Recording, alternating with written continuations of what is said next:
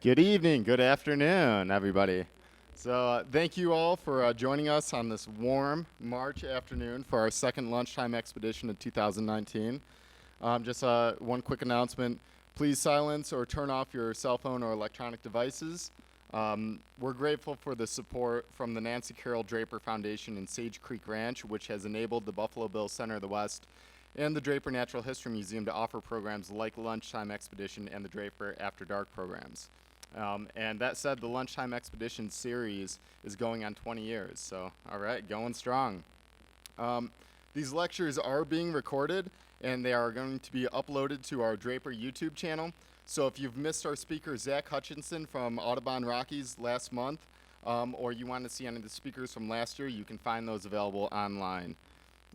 So today we're going to hear from Andrew Rossi, an interpretive guide and science communicator who specializes in paleontology education in museums.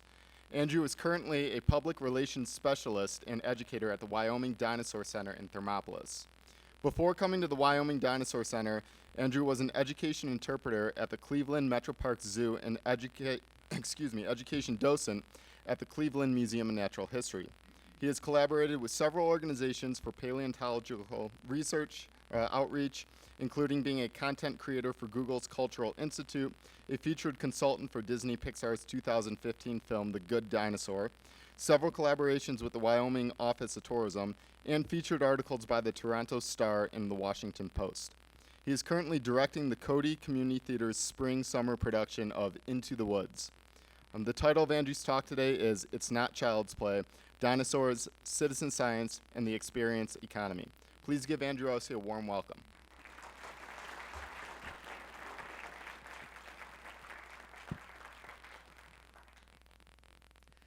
Boy, you forget what you say about yourself and you're trying to puff yourself up.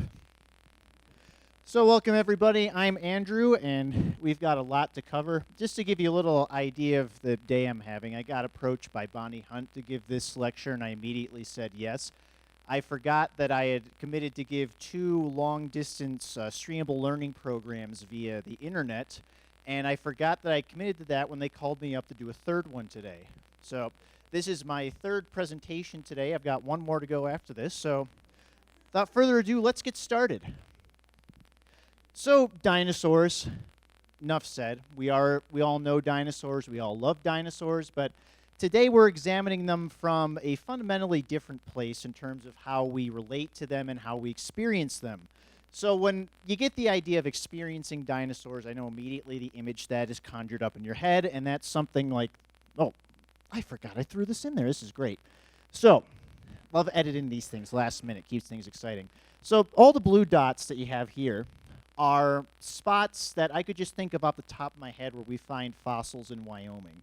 Got to do my sales pitch. Wyoming has now been proven to be one of the most fossil-rich places on the planet, not just in terms of how much we find, the quantity, but in terms of how many people come out here looking for fossils from every age, every epoch that life existed on the planet. There are more fossils published out of Wyoming than anywhere else in the world, so that's something really to be proud of. Okay, so now when you think of paleontology, this is the image that's cropped up into your mind. This is directly from the opening of Jurassic Park, and believe me, if I found anything as beautiful as this, I wouldn't be standing here today. I'd already be making millions of dollars somewhere else. Point being, this is not a realistic perspective of what paleontology is, but in a sense, it is the most accessible that it gets for most of us. So before we get a bit more in depth, let's talk about the title and get some definitions out of the way. So 2 things I'm going to be focusing on today, the experience economy and citizen science. So these are the best definitions that I could find, and by best I mean that they were concise and they weren't too complex. So experience economy, an economy in which many goods or services are sold by emphasizing the effect they have on people's lives. Okay. Citizen science is scientific work undertaken by members of the general public, often in collaboration with or under the direction of professional scientists and scientific institutions. Both perfectly serviceable definitions, both get the point across. They're exactly what we need. But as part of my job, it's taking the bigger picture and distilling it into what we need. So I took the liberty of amending both of these definitions in words that I think we all can appreciate. Experience economy is people paying for money, memories, over objects. That's the base, simple explanation. And citizen science is regular folks, emphasis on non-specialists. So we would all qualify as regular folks because unless I'm mistaken, nobody in here has an advanced degree in paleontology, which between us I think is a good thing. And engaging, but citizens, regular folks, engaging in legitimate scientific discovery. So it's not just fluff, they're actually contributing in a meaningful way. So here's an example of some citizen science projects that I found listed by their names and by the field of study that they're working with. So we've got a pretty good spread here. We've got seismology, it's covering geology and rocks, marine ecology, lots of bird citizen science projects, herpetology for reptiles, climatology, studying climate change, fish. We sneak a dinosaur thing in there, but it's not dinosaurs, it's actually astronomy. These things happen. That illustrates a point I'm about to make. So what we see with citizen science projects, with everything we have here, is accessibility. These are all things that we can find in our backyard. You can find, like leopards, that one. We can find butterflies in our backyard. We can find birds in our backyard. All of these things are accessible and easy to find. Make some good citizen science things. I looked through a list of well-known and ongoing citizen science projects. Not only was there not one for dinosaurs, there wasn't one for paleontology at all. And even though paleontology as a concept is really accessible, the fact that we're not tapping into this resource, having people do this largely for free, is a bit of a missed opportunity. So that leads me to my controversial claim, which I'm going to make, and maybe some people in my field will see this and get mad at me. Wouldn't be the first time. Paleontology is not accessible to the general public, and it's paleontology's fault. And I'll explain to you what I mean. So when we think about accessing dinosaurs, how do we cover that? What is accessibility to dinosaurs? And I thought of a few ways. So this is the American Museum of Natural History in New York, which is widely regarded as one of the best dinosaur museums in the world. And just to get my shameless plug in, that one's from Wyoming, and that one's from Wyoming, and that one's from Wyoming. And I'd say roughly about 70% of the stuff you don't see in collections is from Wyoming. They're still digging here today. So this is pretty good, except you'll notice that everybody's up on a platform, so you're literally having to strain your neck to see everything.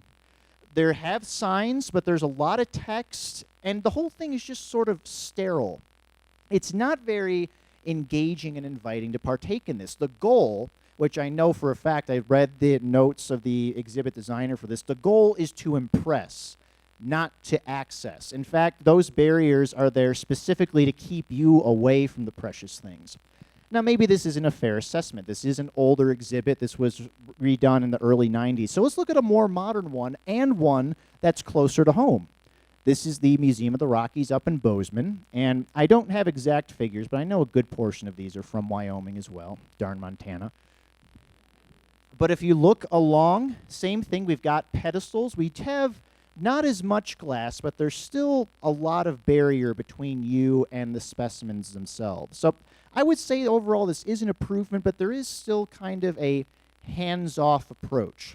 And what I'm telling you today is that for reasons that you can guess and reasons that might not be so obvious, this is a very deliberate thing on the fact of exhibit designers and paleontologists. You can't get access to them because they don't want access to them. So what other ways do we get access to dinosaurs from a scientific perspective? All right, so this is looking pretty good, right? You can get right up close. There is glass separating you here, but you can see the specimen really closely. It's got these quippy little signs with the information that get your interest going. It's written at a level that you can understand. Let's get a second look at this one. It's got a cool water effect. It's got an interactive screen that shows different graphics. So overall, I'd say this is a really good dinosaur exhibit. This is the most accessible one that we've seen. This is where the shoe drops, because this is in the Creation Museum in Kentucky.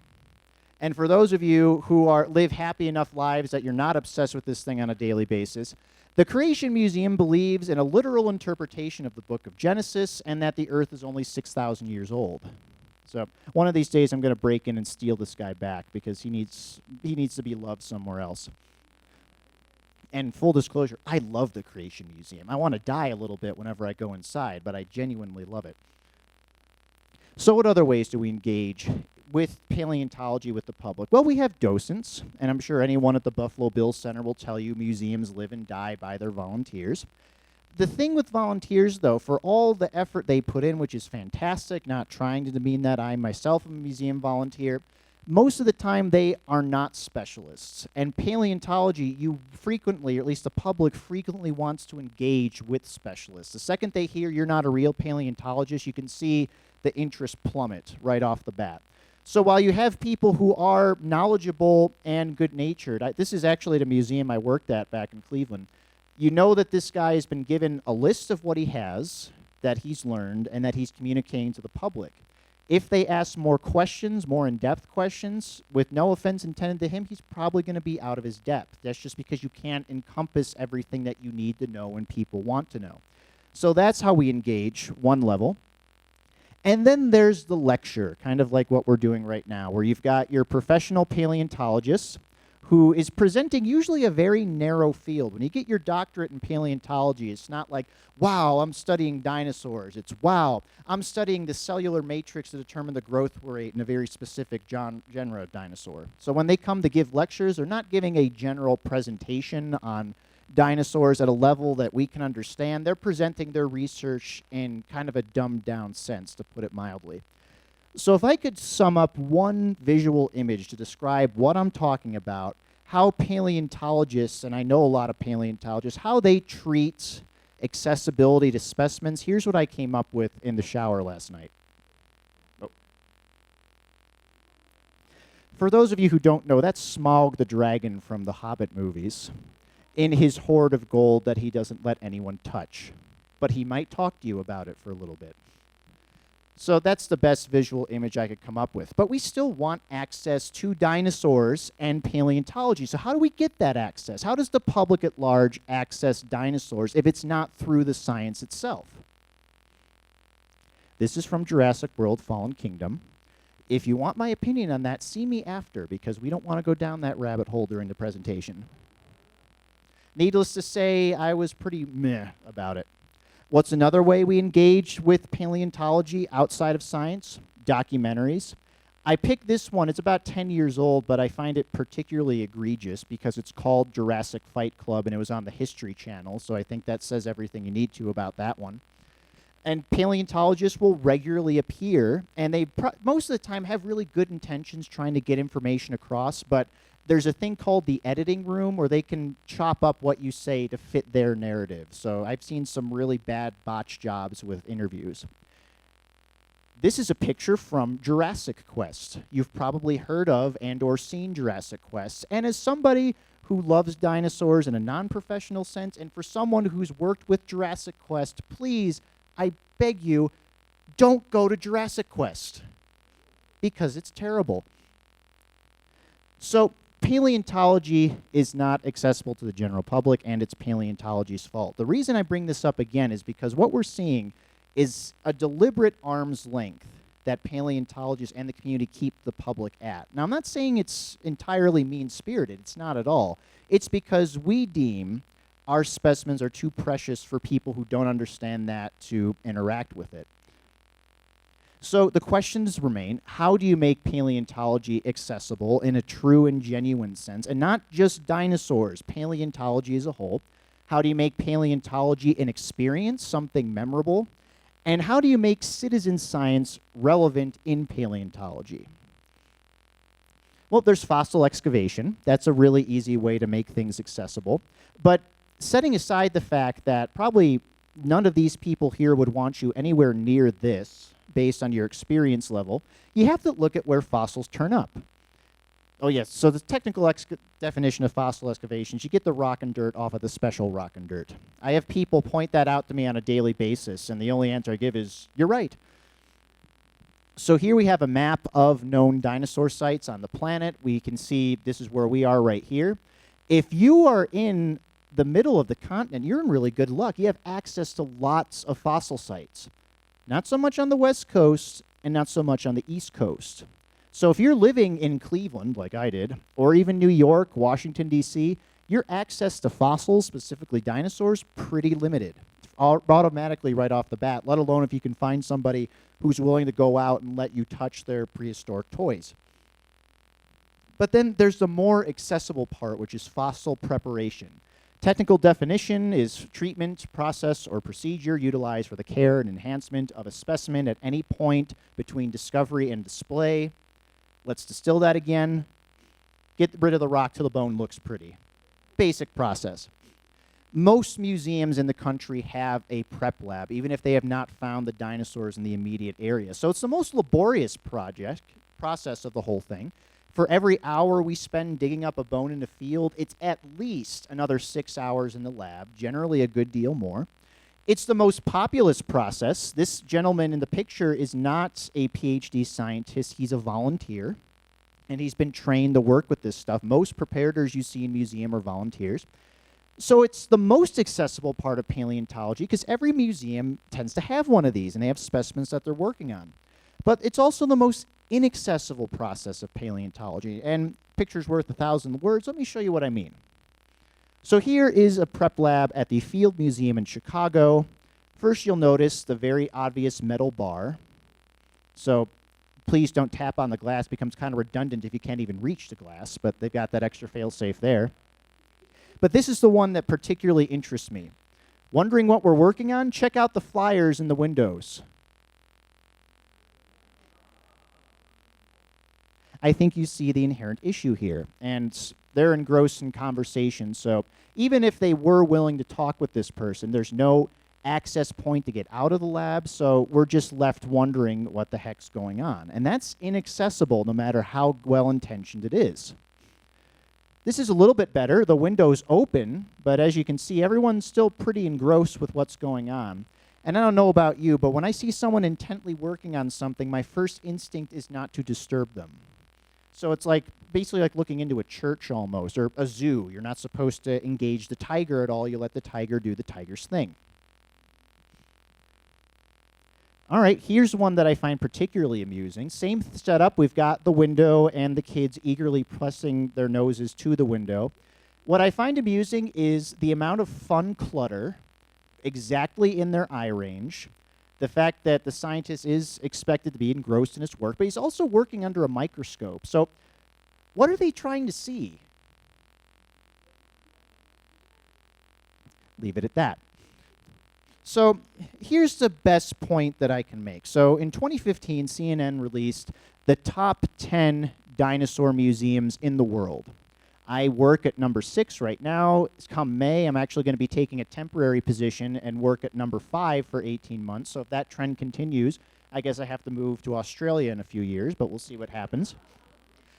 Now, I've read this article several times, so what I'm going to do now is pare it down. Let's look at just the museums on this list, where in the description, it's not talking about just what they have in the collections, but it's discussing things you can see and things you can do. So let's see who's left.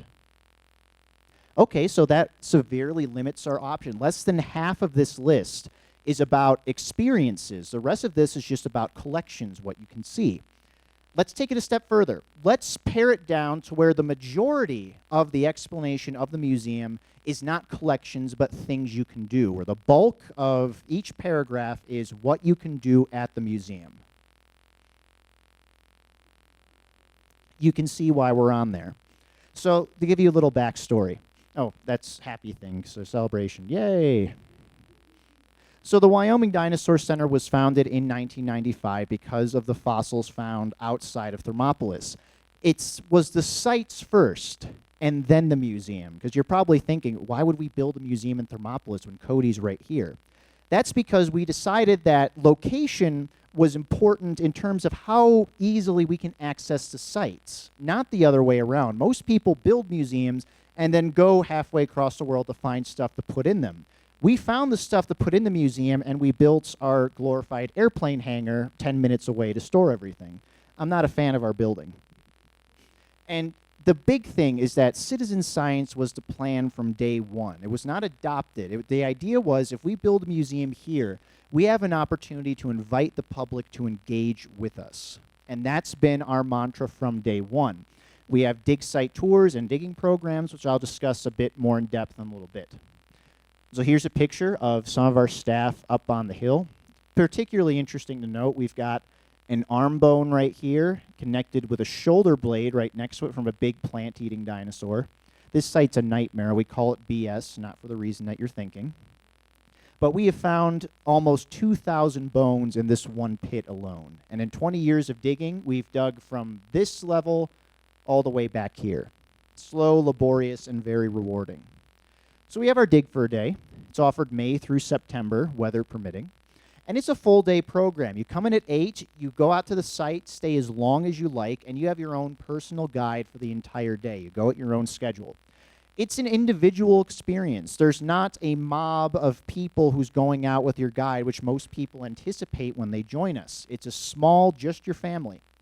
And it's limited by staff and by sites. When I started working there in 2012, we took out a max of 3 digs a day. Last year, we were taking out 5 digs a day at some point. So the demand is going up significantly, but we're limited by how many sites we have available and how many people we have working. Then there's the dig site tour, offered through the same period, because show of hands, who would want to go halfway up a mountain to see dinosaur bones covered in snow right now? Okay, we got a few. I admire your trepidation. I would not. And that's a 1 to 2 hour program for 14 to 25 people, depending on what vehicle that we can get up there. We have a van and we have a bus. The bus is bigger, but the bus breaks down a lot, and none of us have a license to drive a bus. 14 people is how many you can drive without needing a commercial driver's license, so that's why we like the van. And that is a group experience. Unless you're very lucky and it's a slow day, you're not going to be by yourself with your family for a dig site tour. You're going to be with a lot of strangers.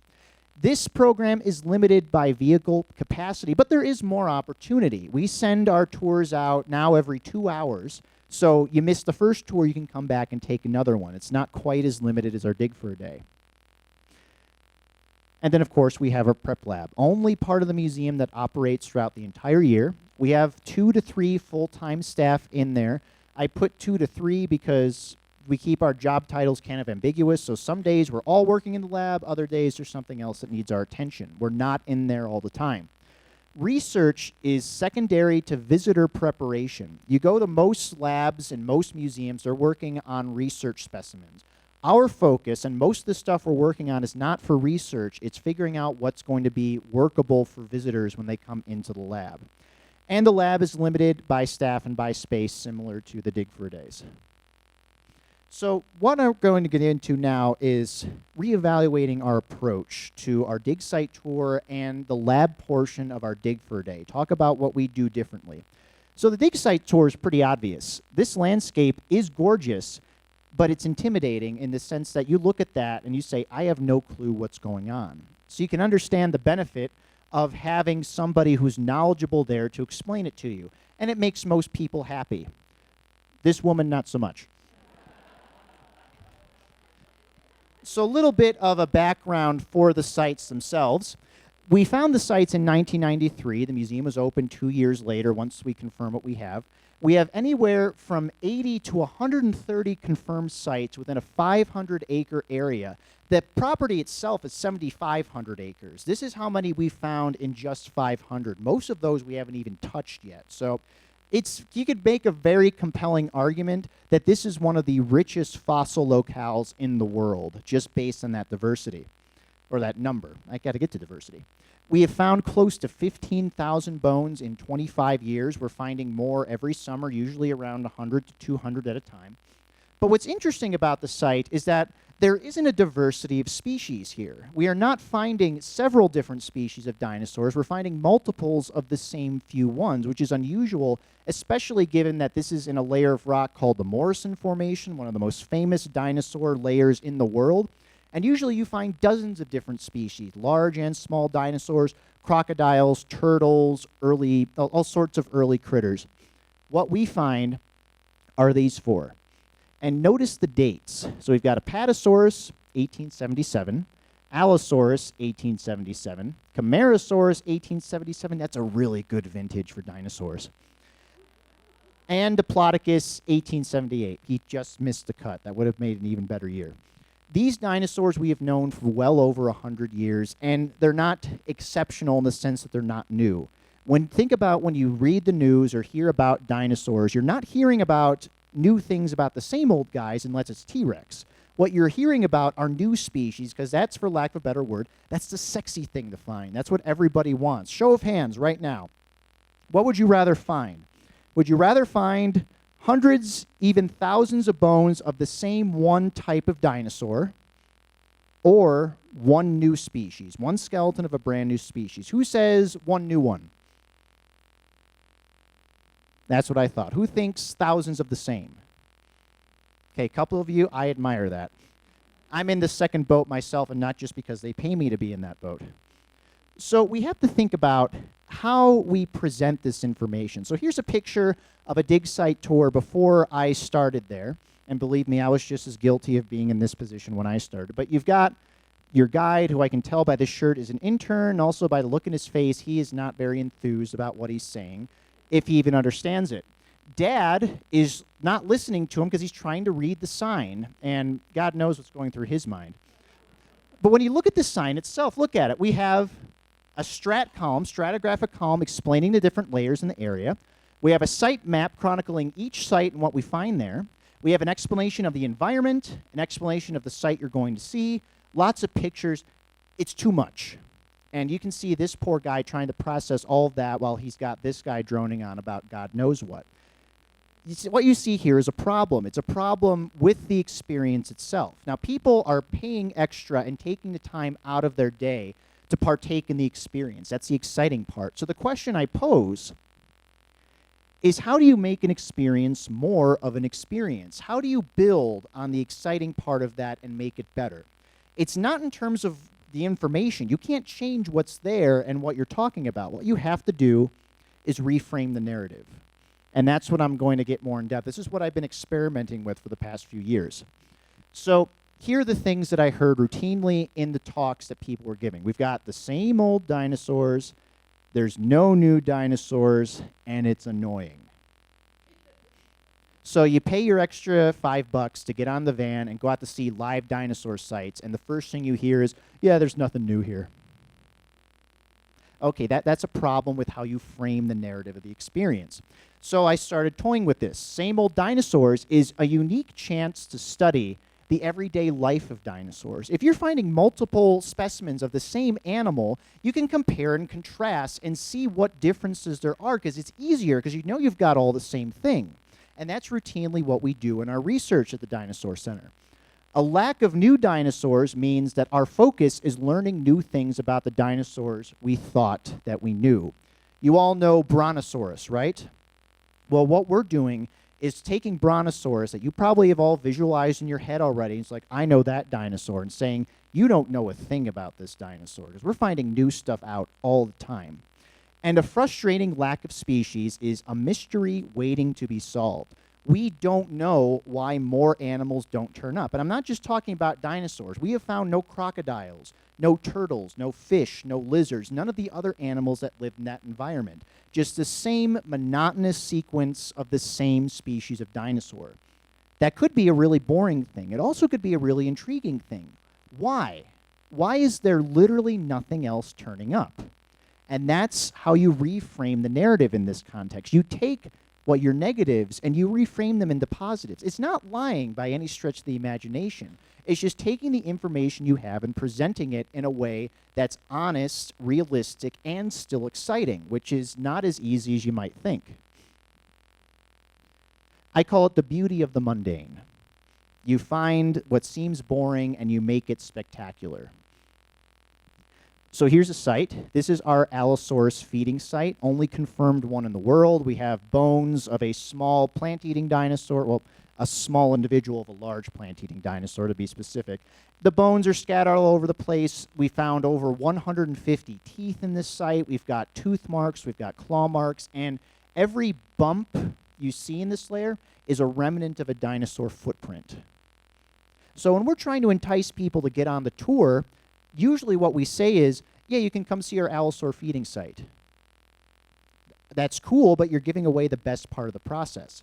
So let me reframe that narrative in a way not so much to communicate what's actually there, but to get you more excited to get on that van and see what it is. Oh, I forgot this part. So here's a descriptive term that I want to get your vote on. Which do you think sounds the most exciting, is going to make you want to get on that bus to see this site? A late Jurassic dinosaur feeding site in the Morrison Formation Southern Bighorn Basin. That's the title of the paper that described this. It's entirely works. It's entirely factual. An Allosaurus feeding site. Or C, Jurassic McDonald's. You can probably guess what I call it. Take a guided tour of our sites with a paleontologist as your guide. Watch our scientists in action, see fossils being discovered, and help piece together a prehistoric mystery at our most famous dinosaur site, all just 10 minutes away from the museum. Does that make you excited to get on a bus and see what we have there? I'm sincerely asking because this is going to go into our brochure. So this is what I mean by reframing the narrative. That's the goal that we're aiming for. Taking the same information and distilling it and processing it in a way that's not dull, but gets you excited about the unknown and the thrill of discovery, even though everything we're showing you is already discovered. So now let's move on to a different thing. What are the 3 words that, when spoken together, instill more confidence than anything else you can say? We don't know. You would be amazed how rare you hear that, not just in paleontology, but in science. If somebody asks me a question, I don't know. If it's something I generally don't know, I'm not going to say I do. And I'm not going to lead people to assumptions. That's more mundane. I could tell you whatever I wanted to make it exciting, but I'd rather be honest and say, these are things we don't know. We can speculate, and I often do, but in terms of what we can prove, we don't know. It makes you think it would be the opposite. You think someone saying, I don't know, when they're serving as the guide of a tour is going to dissuade you from listening to them. In my experience, the exact opposite's true, which is really cool.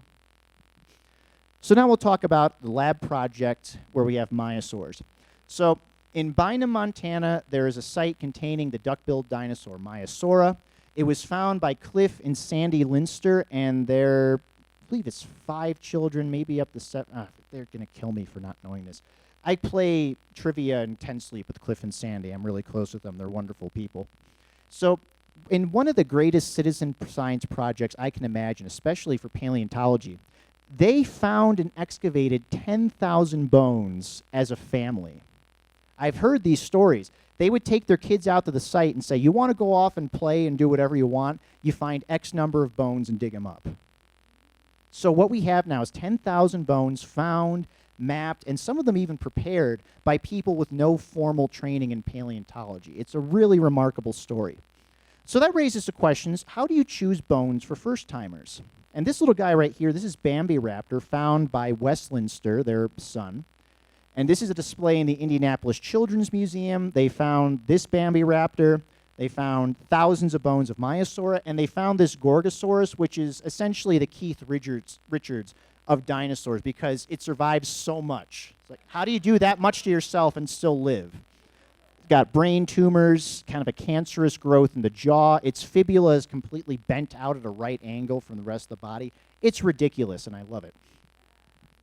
So when you're preparing bones for children, for inexperienced first-timers, how do you go through that process? And I'm going to get a drink of water here so I don't lose steam. Loudly announce what you're going to do. It works. So what bones can we rule off right off the bat when working with amateurs? Well, we can axe the head. The head is the most charismatic part of the animal. These bones are very thin and very narrow. You don't want people working on skull parts. And the skull is also the rarest part of the dinosaur, so even more incentive. You want to get rid of these cervicals, the neck bones, because every dinosaur has pretty intricate cervical vertebrae with lots of thin edges. It takes a lot of expertise. I'm scared of working on cervicals, and I've been prepping for years now. Ribs are awful. Anyone who's broken a rib will tell you the exact same thing. Ribs are awful to dig up. They're awful to remove out of the ground. They're awful to prep. They're awful to glue back together. They're awful to make replicas. There's just no part of the process where ribs cooperate. And yet that's mostly what we find. And then we'll also get rid of the chevrons. These are the bones on the underside of the tail, very thin and narrow, like ribs, not really something you want kids and people without experience to be working on. And on that note, we'll axe the toes as well, because those are also small. They can be identifiable. They can tell you what we call diagnostic, tell you what animal you're digging up, not the sort of things you want to hand off to just anybody. And on that note, we'll get rid of the thin bones, shoulder blades, hips, long, thin pieces with thin, spongy edges that determine muscle attachments, all that good stuff. These are not kid-friendly or first-time friendly bones. What does that leave you with? The entire backbone, entire tail, and all of the major limb bones. Nice, sturdy bones that can endure a lot. I mean, they endured a lot of weight on the animal, and they've survived for 70 million years. They can survive a 3-year-old. So when we were working on identifying bones to work with families, we decided to go with tail bones, caudal vertebrae. So a little bit of anatomy for you. We have the centrum, which is the bottom part, the kind of soda can part of the animal, and the neural spine. The spinal cord and all the attachments would run through here, and they'd nestle up on either side. The great thing about dinosaurs is they go through a process called differential fusion, where bones fuse in different times in the animal's development. Kind of like how an infant is born with lots of skull bones kind of floating up there. Over time, they fuse. So when you find the caudal vertebrae of a young myosaur, it's split right here. The neural spine is separate from the centrum. Sometimes you find the neural spine nearby. Sometimes it's completely gone. So we had hundreds of centra from myosaurs without any neural spines. Kind of an individual, all-encompassing packet of dinosaur preparation. Perfect for people who have never prepared before. They have to do a lot of damage to break this up. So this is what people encountered as they came into the lab for the first time. You've got your tools all set up. This is what you need. I know you see that big jackhammer over there, but we're not going to need to use that for this cute little tailbone. Everything's set up, everything that you need to get the process started, all the tools within hand's length. And then what we did was we recorded who was working on the bone and how much time they spent there. So we have what we call an assembly line mentality. So what we have here is a couple teenage girls working with our air tools, our heavy tools. We let them use those too. And notice how clever we are, not to toot our horn too much, but they're prepping right in front of the window. What's more enticing to a kid than to look into the lab and see other kids working on dinosaur bones? So we keep our air tools close to the window. That's the most fun and the most interesting activity to watch. And then in the back of the lab, we have our toothbrush and dental pick stations. We always steal dentist tools because they work really well. So here's everybody working on their individual bones with their toothbrushes and dental picks, scraping the surface of stuff you can get off pretty easily. And it's kind of like a paint by number. You work on the gray stuff turns into white stuff, and eventually the white stuff uncovers the purple stuff, which is the actual bone. So that's a really good indicator of how far you're going with the prep process. That's another reason why we chose the Myosaura tailbones for this. So advice that we have, obviously use big bones. These are 3 tibia, lower leg bones. From Diplodocus that we found on our site, those are sturdy, those are strong. Those aren't going to be damaged very easily by kids who are just doing this for the first time, and adults too. What you might find surprising is that people don't care about completion. Like, this woman is not working on this thinking, I'm going to get this bone out of this entire giant boulder. But they want to see progress. They want to look at a spot that they cleaned and say, I cleaned that. And that's something that's really important. If you go in here expecting them to clean it, or you go in there letting them expect to clean the whole thing, nobody's going to be happy. What you want them to see is that they picked a spot, they worked on it, and things got cleaned up. That's all it takes. And there's staff participation. That's me during my interview with the Toronto Star, very proudly wearing that badge that I've since lost. This little girl was 9, and she was prepping her first dinosaur bone. The thing that I'm emphasizing here is that you can see this wasn't posed. I was working right alongside her during the whole time. When you have staff who are monitoring what the kids and the adults are doing, which we insist on, that doesn't mean they have to be hovering over the whole time, making sure they don't make a mistake. They can work on their own projects. So you're doubling the efficiency of the lab by giving the simple things to the first-timers and giving your experienced staff more intricate things. Sometimes we found tailbones where that neural spine was still attached. I'd give the kids the centra part, the sturdy part, and I would be prepping the neural spine. You get 2 prep projects for the price of 1. It gets done faster. So the essentials of this process: finding appropriate specimens, going through your collections, not looking for things that you want to publish papers on, which most museums do, but saying which of these bones would be good for amateurs, which we do routinely. Amateur bones get more priority in our collection space than bones that specialists would want to work on. Keeping your staff informed, letting them know what projects are specifically designated for the kids and the prep adults, first-timers, and which projects they can be working on their own, and keeping that communication open. Preset the appropriate tools that they need. Don't give them a free-for-all, and don't put things you don't want them using anywhere close to them, because the second they see it, they decide what they're working with isn't good enough, and they want to play with the big thing. So just keeping things that they need within arm's length and setting up those stations that they can move along with. Supervise. I think that's pretty self-explanatory. And perhaps the biggest thing is accept that you are working with amateurs. Mistakes will be made. It won't be done perfectly. It won't be done as quickly as you want it. If you can go into the process before you even get started knowing that you're working with people who've never done this, and every day you're going to be training them to do the job, it makes things a lot easier rather than accepting that as you go through it. I'm not going to show you the bad stuff that can happen to bones. I think the worst incident I can think of is one kid carved his name into a bone, felt bad about it, and decided to erase it.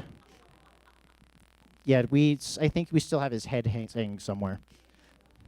So I'm not going to show you the negative effects. You can imagine scratch marks, broken bits, all that sort of stuff. So instead, let's focus on the benefits. What are the good things?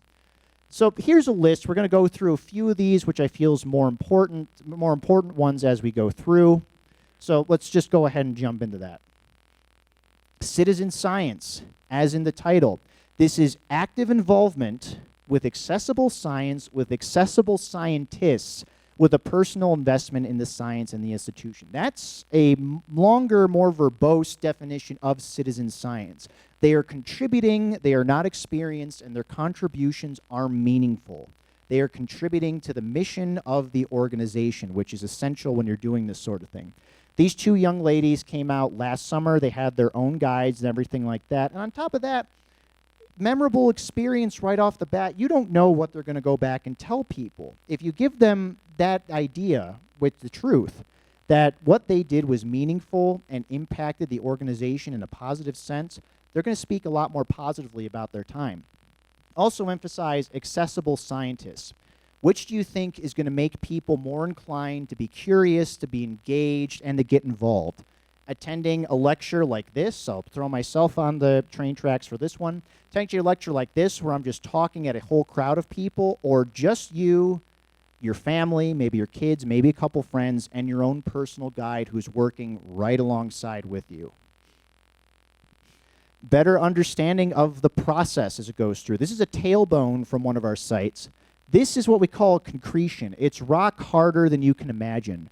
I can't tell you how many people we've had wail on this one bone over the years. In fact, you see that mark right there?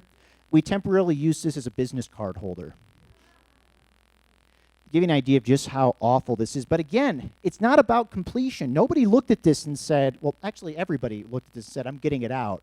But as soon as they started using the tools and seeing how difficult it was, they understood why they don't see new dinosaurs in the museum all the time and in their museums, because this is the part of the process that takes the longest. You can explain that to them without having experienced it, and they'll, poo-poo it. But when they've actually done it, they understand. They've been there, and they know what their expectations need to be. There's the potential for future volunteers. These 2 people are very happy about that little bone right there. That turned out to be actually a really, really beautiful neck bone that I dug up from that site.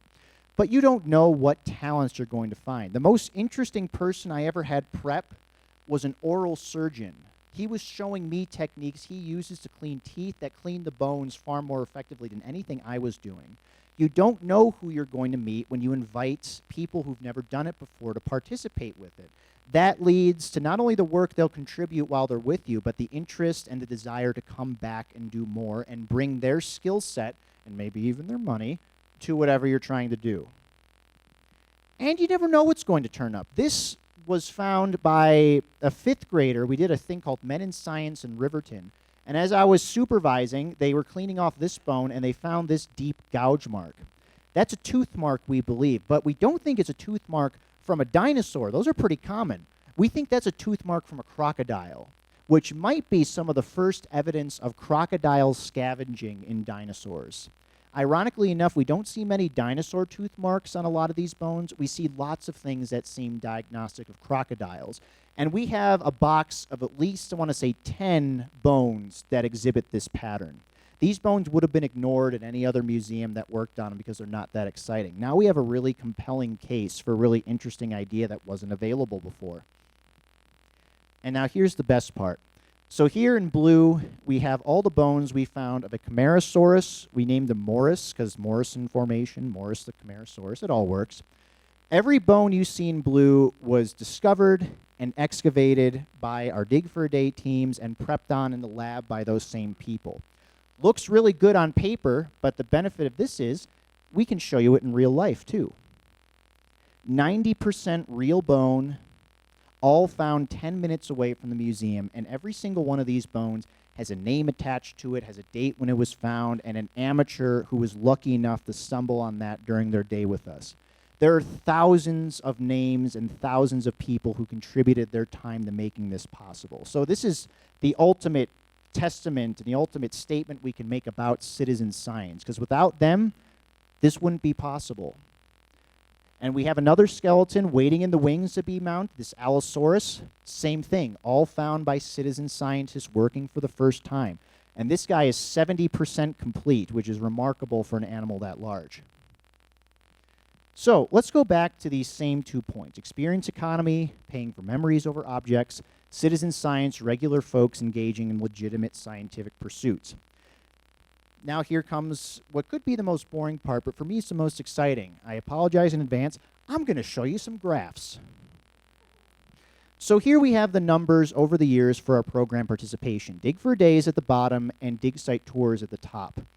I started getting interesting dig site tours right around here because I noticed this is our most popular program. Most people partake in the dig site tour because it's not as long, it's not as expensive. And I wanted to see those numbers. So as you can see a steady rise in the number of participants that we have. What's interesting is that in 2016, we switched from tours every hour on the hour to 2-hour tours, only 4 a day.